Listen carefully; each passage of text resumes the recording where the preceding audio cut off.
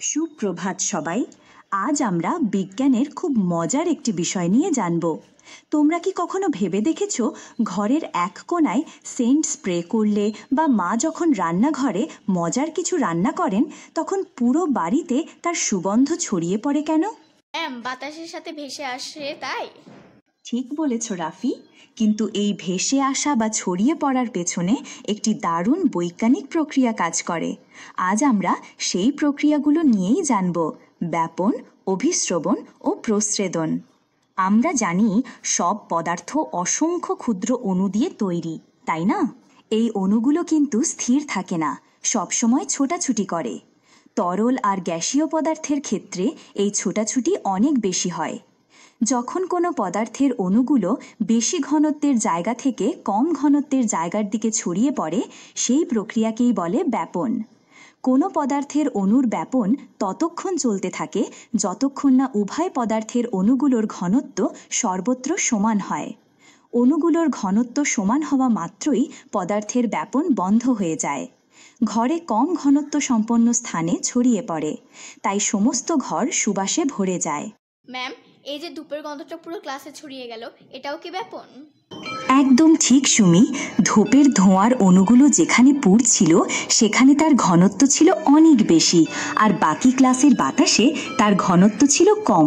তাই ধোঁয়ার অণুগুলো বেশি ঘনত্বের স্থান থেকে কম ঘনত্বের দিকে ছড়িয়ে পড়েছে, যতক্ষণ না পুরো ক্লাসের বাতাসে এর ঘনত্ব প্রায় সমান হয়ে যায়। এই ছড়িয়ে পড়ার জন্য অণুগুলোর গতিশক্তির কারণে যে চাপ তৈরি হয় তাকে বলে ব্যাপন চাপ। সবাই এদিকে মনোযোগ দাও। দেখো, আমি বিকানের পানিতে কিছু তুতের দানা দিলাম। কি ঘটছে ভালো করে খেয়াল করো। বাহ ম্যাম, পুরো পানিটাই নীল হয়ে যাচ্ছে। এটা কেন হলো? এটাই ব্যাপনের সবচেয়ে সুন্দর উদাহরণ। এখানে তুতের অণুগুলোর ঘনত্ব বিকারের নিচে সবচেয়ে বেশি ছিল, আর ওপরের পানিতে তুতের অণু ছিল না, অর্থাৎ ঘনত্ব ছিল শূন্য। তাই ব্যাপনের চাপের কারণে তুতের অণুগুলো বেশি ঘনত্ব স্থানে থেকে কম ঘনত্ব স্থানের দিকে ছড়িয়ে পড়েছে।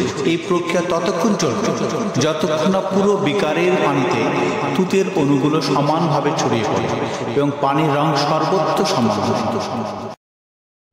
ব্যাপন শুধু তুতে বা সেন্টের মধ্যে সীমাবদ্ধ নয়। আমাদের বেঁচে থাকার জন্য ব্যাপন অপরিহার্য। যেমন উদ্ভিদ যখন সালোক সংশ্লেষণ করে তখন বাতাস থেকে কার্বন ডাই অক্সাইড গ্রহণ করে এবং অক্সিজেন ত্যাগ করে। এই গ্যাসগুলোর আদান প্রদান হয় ব্যাপন প্রক্রিয়ায়। ম্যাম, প্রাণীদের দেহ কি ব্যাপন হয়? জীবের বিভিন্ন শারীরবৃত্তীয় কাজে ব্যাপন প্রক্রিয়া ঘটে। যেমন উদ্ভিদ সালোক সংশ্লেষণের সময় বাতাসের কার্বন ডাই অক্সাইড গ্রহণ করে এবং অক্সিজেন ত্যাগ করে। এই অত্যাবশ্যক কাজ ব্যাপন দ্বারা সম্ভব হয়। জীবকোষে শ্বসনের সময় গ্লুকোজ জারণের জন্য অক্সিজেন ব্যবহৃত হয়। ব্যাপন ক্রিয়ার দ্বারা কোষে অক্সিজেন প্রবেশ করে এবং কার্বন ডাই অক্সাইড বের হয়ে যায়। উদ্ভিদ দেহে শোষিত পানি বাষ্পাকারে প্রস্রেদনের মাধ্যমে দেহ থেকে ব্যাপন প্রক্রিয়ায় বের করে দেয়। প্রাণীদের শ্বসনের সময় অক্সিজেন ও কার্বন ডাই অক্সাইডের আদান প্রদান রক্ত থেকে। এখন আমরা ব্যাপনেরই এক বিশেষ রূপ দেখব, যার নাম অভিস্রবণ। আচ্ছা, আমি যদি এই কিশমিশগুলোকে পানিতে ভিজিয়ে রাখি কি হবে বলো তো? ফুলে উঠবে। ঠিক, কিন্তু কেন? কারণ কিশমিশের ভেতরে চিনির ঘনত্ব বেশি কিন্তু পানির ঘনত্ব কম, আর বাইরের বাটিতে পানির ঘনত্ব বেশি। কিশমিশের পর্দাটি একটি বৈষম্য ভেদ্য পর্দা, সেমি পারমিয়েবল মেমব্রেন হিসেবে কাজ করে, যা শুধু পানির অণুর মতো ছোট অণুকে চলাচল করতে দেয়।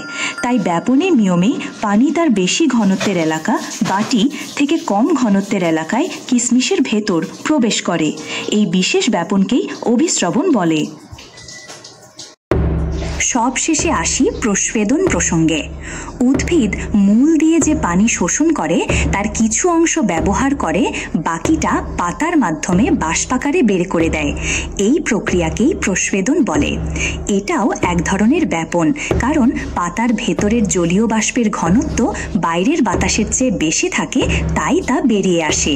তোমরা যদি এভাবে একটি পাতাকে পলিথিন দিয়ে বেঁধে রাখো, কিছুক্ষণ পর দেখবে পলিথিনের গায়ে ছোট ছোট পানির কণা জমেছে। তাহলে আজ আমরা শিখলাম যে ব্যাপন হলো অণুর বেশি ঘনত্ব থেকে কম ঘনত্বের দিকে ছড়িয়ে পড়া। অভিস্রবণ হলো একটি পর্দার ভেতর দিয়ে দ্রাবক বা পানির ব্যাপন। আর প্রস্বেদন হলো উদ্ভিদের পাতা থেকে জলীয় বাষ্পের ব্যাপন।